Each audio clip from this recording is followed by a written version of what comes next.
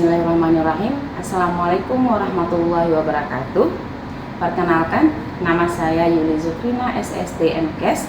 Saya merupakan salah satu dosen di Universitas Abulia Tama, tepatnya di Fakultas Ilmu Kesehatan, Program Studi Pendidikan Profesi Bidan. Adapun salah satu mata kuliah yang saya ampu pada semester ini yaitu mata kuliah Asuhan Kebidanan Komunitas dengan kode mata kuliah BD108 dengan bobot SKS yaitu 4 SKS yang terdiri dari 2 praktek dan 2 teori. Mata kuliah ini merupakan mata kuliah yang terletak pada semester genap yaitu semester 6. Capaian pembelajaran pada mata kuliah ini yaitu 1. Menjunjung tinggi nilai kemanusiaan berdasarkan keyakinan, moral, filosofi, kode etik profesi, serta standar praktik kebidanan dan nilai kemanusiaan. Kedua, menghargai keagamaan, pandangan agama, kepercayaan, dan status sosial ekonomi, serta pendapat atau semua orisinal orang lain. Kemudian yang ketiga, menguasai konsep teoritis, manajemen asuhan kebidanan, dan model praktik kebidanan. Yang keempat, menguasai konsep teoritis ilmu ekonomi kesehatan, politik kesehatan, kebijakan publik di bidang kesehatan, sosiologi dan antropologi kesehatan, epidemiologi dan biostatistik, serta kesehatan masyarakat secara umum.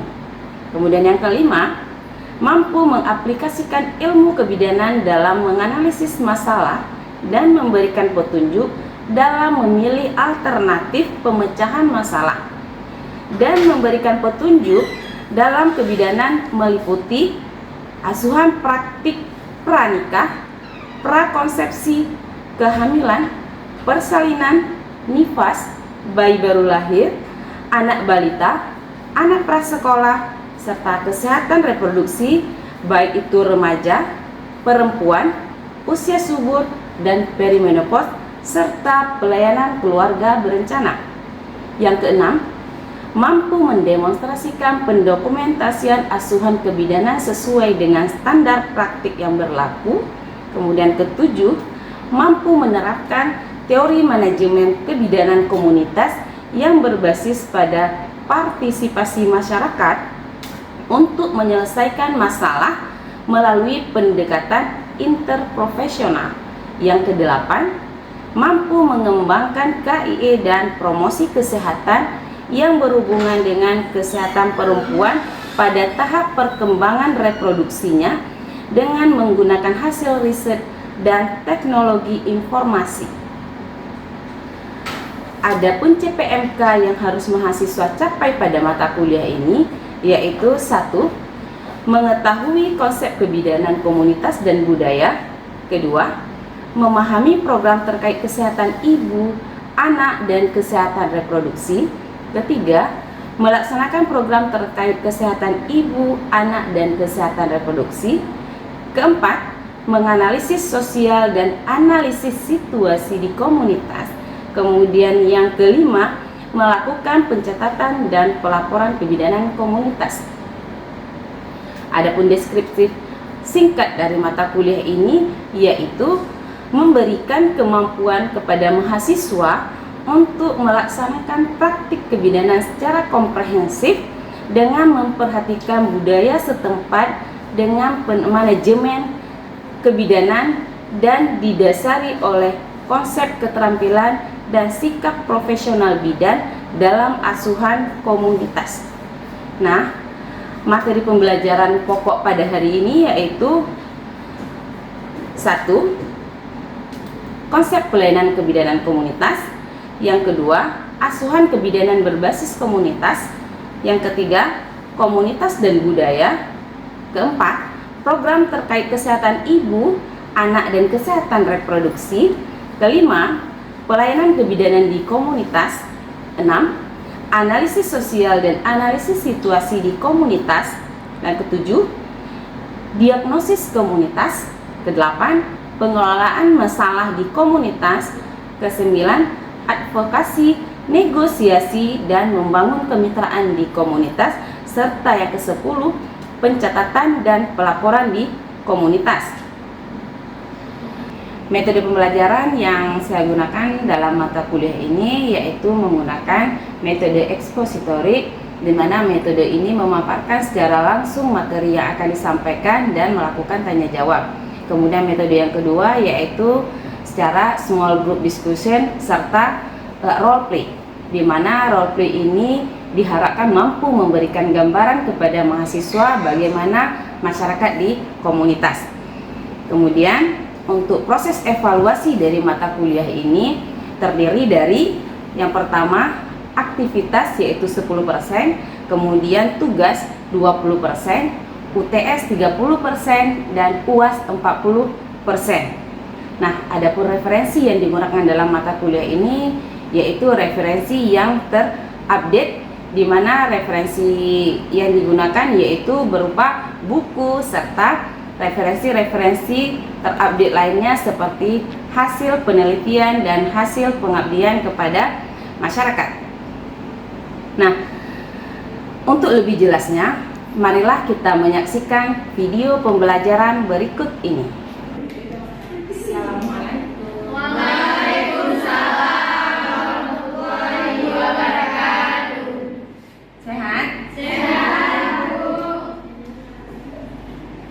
Kita berdoa ya.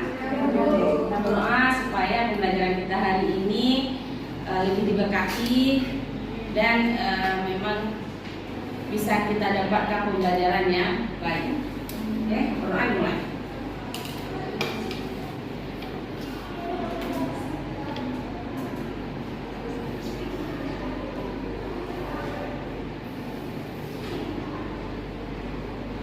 Oke, doa selesai ya.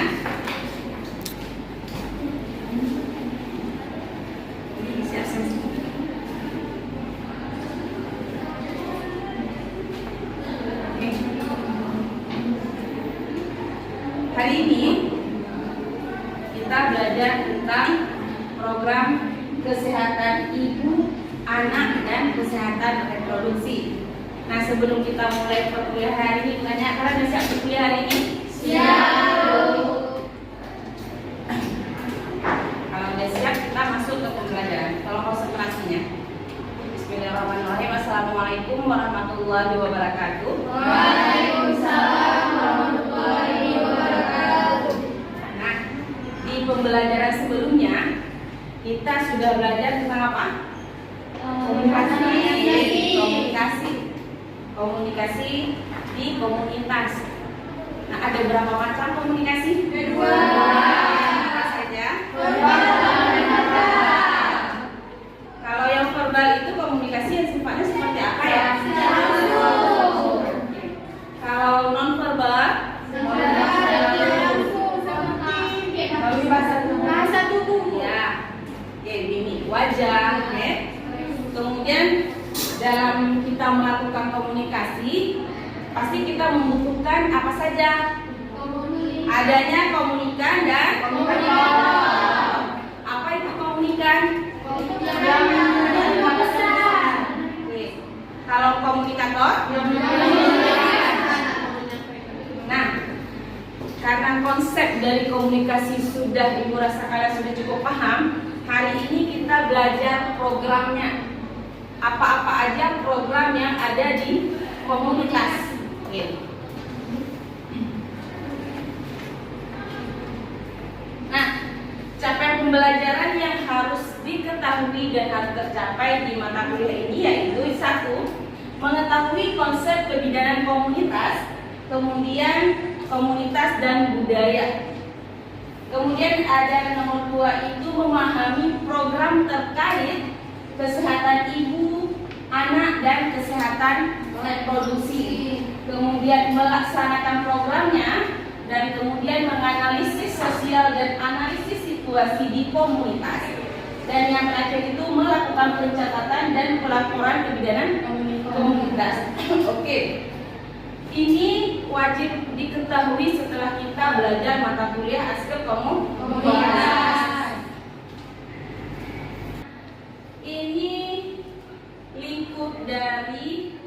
program dalam aspek komunitas. Yang kita berfokus yang pertama sekali itu sebelum hamil, atau yang namanya sebelum hamil bagi remaja. Siapa remaja? Ya. Oke, remaja itu kalau menurut Permenkes nomor 97 tahun 2014 adalah setiap kegiatan atau serangkaian yang ditujukan pada perempuan sejak saat remaja. Berarti dari saat remaja kala itu sudah dipersiapkan untuk hamil sehat. Oke. Kemudian program yang disediakan di remaja ini atau sebelum hamil ini yaitu posyandu remaja. Pernah dengar posyandu remaja? Pernah. Ada ikut? Ada. Oke. Kemudian ada yang kedua itu calon pengantin. Siapa calon pengantin? Kami. Emang kalian mau nikah ya?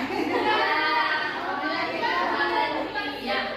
Suatu saat nanti calon pengantin itu adalah kita semua.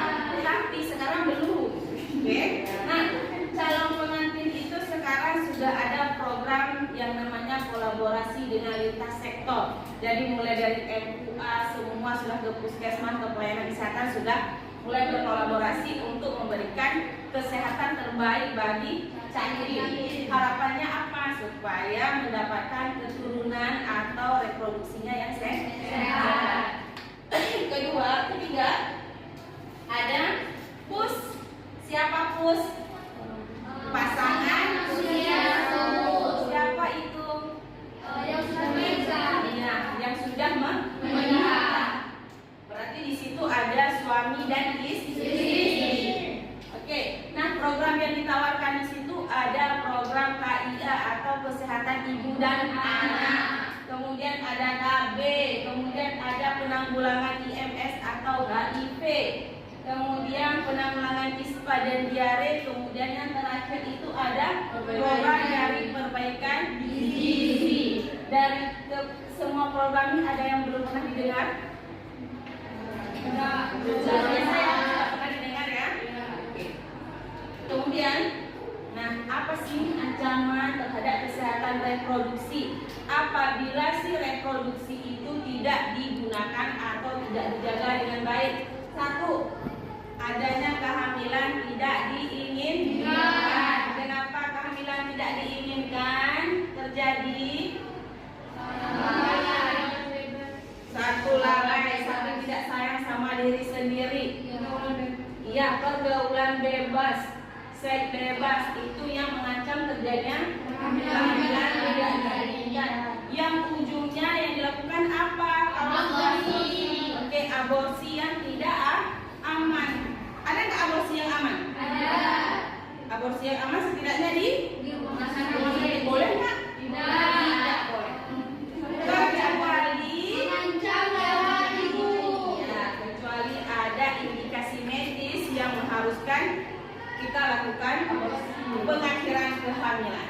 Oke. Kemudian yang kedua, kehamilan tempat terlalu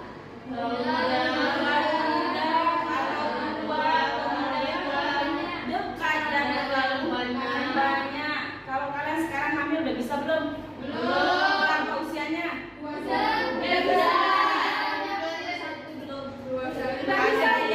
Ada yang sudah usianya, ada yang belum. Tapi usia reproduksi sehat itu usia berapa?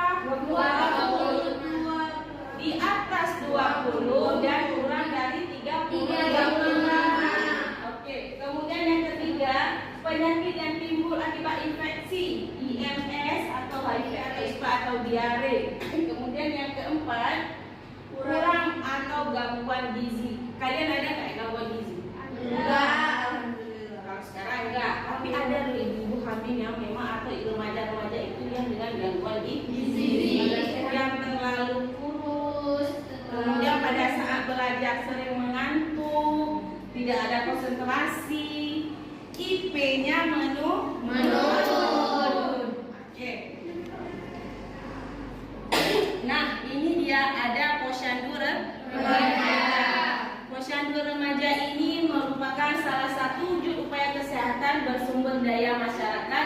yang diperuntukkan bagi remaja. Ada keuntungannya nggak kita ikut posyandu remaja? Ada. Lalu nanti ada meja-mejanya. Kemudian tujuan dari melakukan posyandu remaja ini yang paling utama adalah mendekatkan akses pelayanan kesehatan sedekat mungkin dengan remaja, sehingga remaja ini lebih sadar atau peduli kesehatan. Oke, lanjutannya. Tujuan khususnya ini yang pertama meningkatkan peran remaja dalam perencanaan, pelaksanaan dan evaluasi posyandu remaja. Kemudian ada peningkatan keterampilan hidup sehat.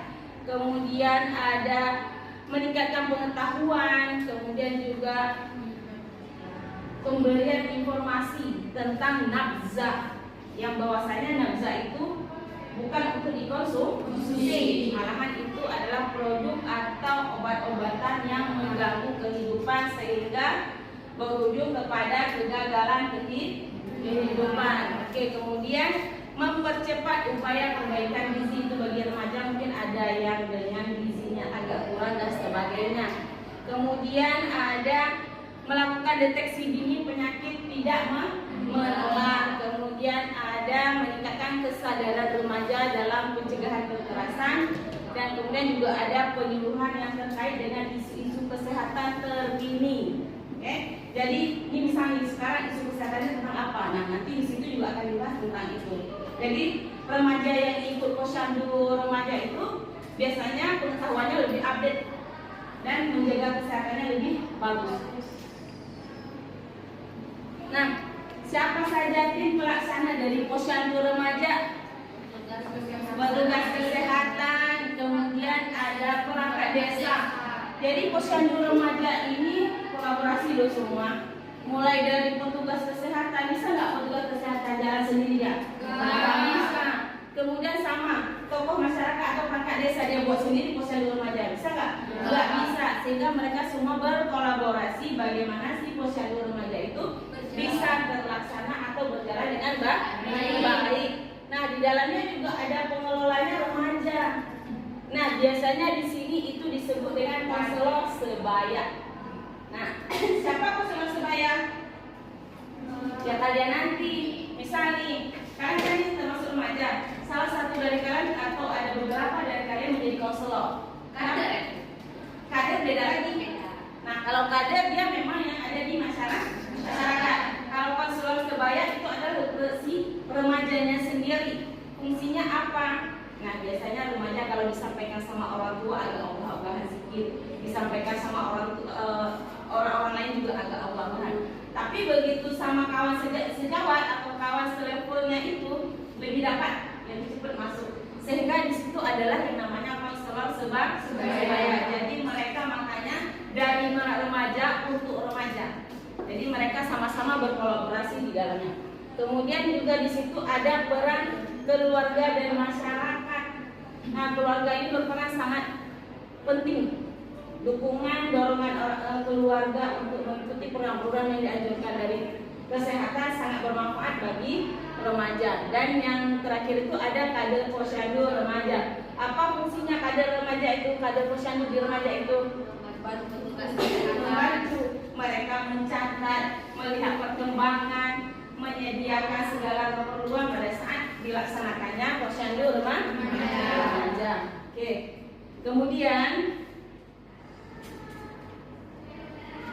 nah, ini merupakan pelaksanaan 5 meja dalam posyandu remaja. Kelima meja ini wajib ada, nggak boleh tidak ada. Meja pertama itu adalah mengisi daftar hadir. Kemudian di situ nanti ada formulir dan sebagainya, sehingga remaja tidak boleh ngisi itu. Kedua, di meja 2 itu ada penimbangan berat badan, kemudian ada pengukuran tinggi badan, tekanan darah, lila, kemudian ada pengecekan HB.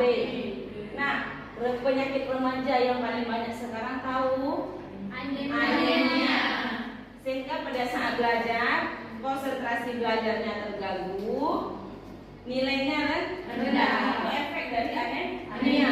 Kemudian juga tidak terlepas dengan lila. yang rendah. Akibat kurus, oke, kurang gizi memang. Akibat lain kenapa? Yang tidak sehat.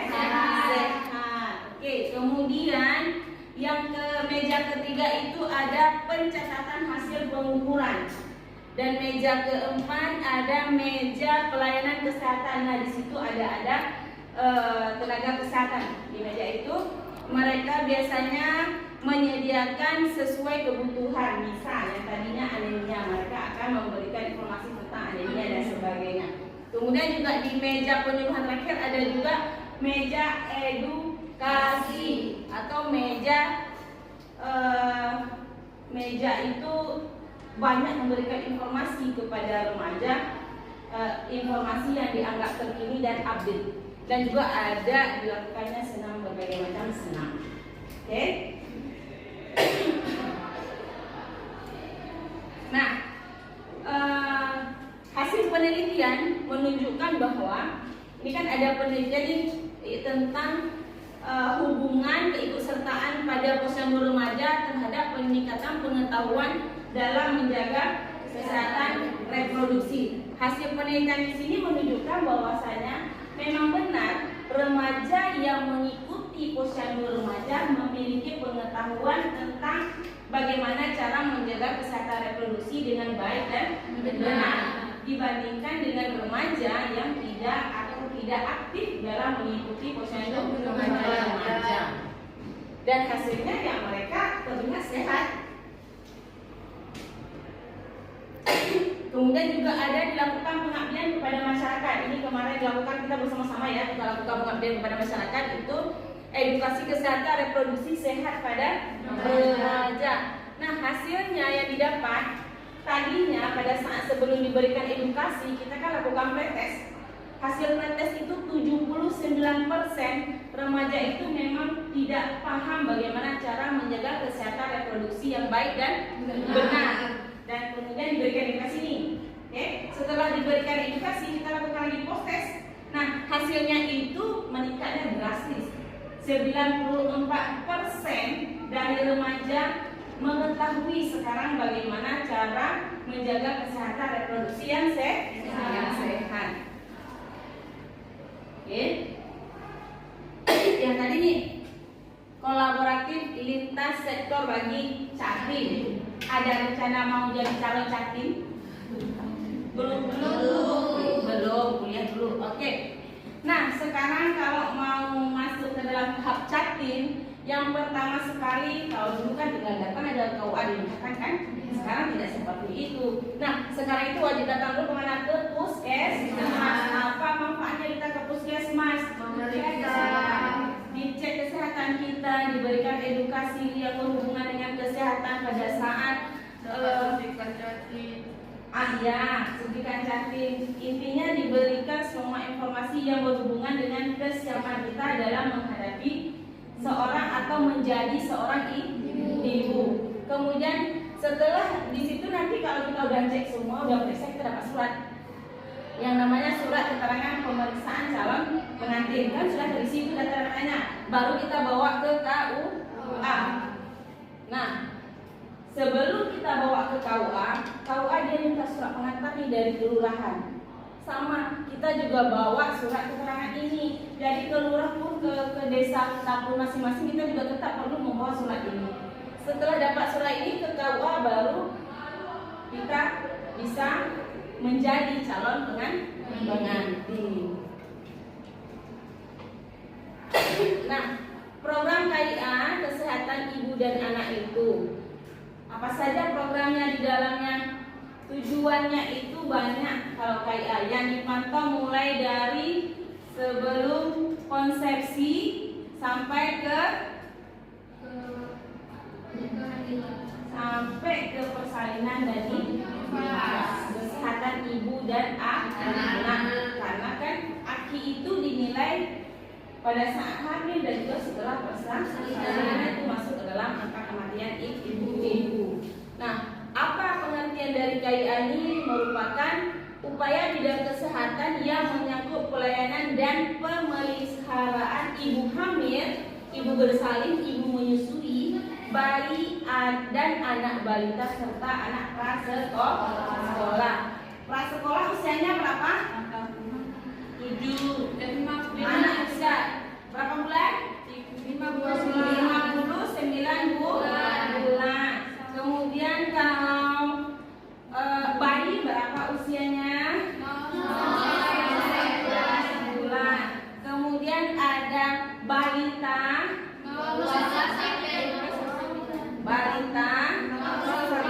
Ya. Oke. Jadi intinya batasnya itu sebelum sekolah. Oke. Kemudian apa tujuannya itu? Intinya yang pertama sekali meningkatkan jangkauan pelayanan kesehatan bagi ibu hamil, ibu bersalin, ibu nifas, kemudian dan ibu menyusui. Kemudian yang kedua itu meningkatkan mutu pelayanan. Karena kenapa? Dengan mutu pelayanan yang baik, ibu memuaskan, dia bisa mendapatkan pelayanan kesehatan yang lebih baik. Kemudian yang ketiga, meningkatkan kemampuan dan peran serta masyarakat, keluarga, dan seluruh anggotanya untuk mengatasi masalah kesehatan ibu, balita, anak prasekolah, terutama melalui peningkatan peran ibu dan keluarganya. Kalau sekarang kan ada tuh suami siaga, ada kan? Kemudian sekarang juga ada desa siaga. Jadi atas namanya ada ibu hamil, harus ada desa siaga. Oke. Nah, di sini juga ada pemeriksaan ANC. Pemeriksaan ANC ini ada berapa kali? 6 kali. 1 kali pada trimester pertama, 2 kali pada trimester kedua, 3 kali pada trimester ketiga. Nah, ini juga PUS. Penanganan PUS itu mulai dari KB, penanggulangan HIV, kemudian penanggulangan ispa, diare, dan perbaikan gizi. Nah, yang terakhir ibu review sedikit. Kira-kira siapa yang jadi pelaksana posyandu? Yang pertama tenaga kesehatan, kemudian siapa lagi? Remaja atau sebagai konselor sebaya, kemudian apa lagi? Keluarga, dan kemudian ada kesehatan. Oke, pembelajaran kita selesai pada hari ini. Ada yang mau ditanyakan? Ada. Apa itu? Ibu, tadi di meja 5 posyandu itu berisi tentang edukasi. Ya. Apakah tentang edukasi tersebut tentang masalah edukasi atau isi edukasinya sama dengan setiap posyandu? Pertanyaan bagus. Kira-kira sama nggak? Nggak sama. Kalau sama, remajanya besok nggak datang lagi, sehingga edukasi di situ yang diberikan merupakan edukasi yang menarik. Makanya yang edukasi yang diberikan itu adalah edukasi yang isu-isu terkini, supaya hari ini isunya ini, besok datang lagi isunya apa ya. Jadi remaja itu datang setiap hari ke posyandu. Oke, selain itu ada lagi yang ditanyakan? Oke. Terima kasih untuk pembelajaran hari ini. Kita sudah selesai belajarnya. Mohon belajar karena besok kita juga di pertemuan minggu depan juga kita akan mereview kembali pembelajaran kita hari ini, dan minggu depan kita akan praktik bagaimana pelaksanaan 5 meja posyandu. Oke, terima kasih untuk hari ini. Lebih dan kurang ibu mohon maaf. Mohon ambilan positifnya aja dari ibu. Kalau ada kurang berkenan yang diambil. Wabillahi taufiq wal hidayah. Assalamualaikum warahmatullahi wabarakatuh.